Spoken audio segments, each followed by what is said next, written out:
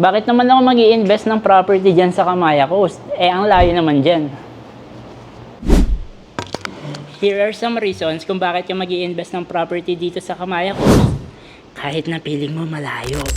First, we're not just accessible via land, but we are also accessible via ferry. We are the only resort here sa Bataan na merong sariling ferry. Not just one, not just two, but 3 more ferries ang meron tayo.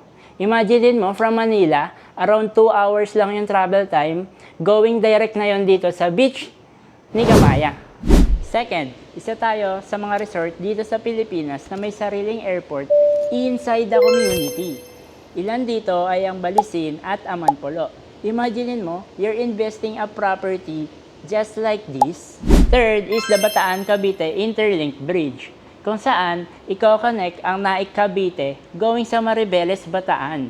Imagine mo from south, less than hour lang, nasa Bataan ka na agad. Malayo naman ako dyan eh.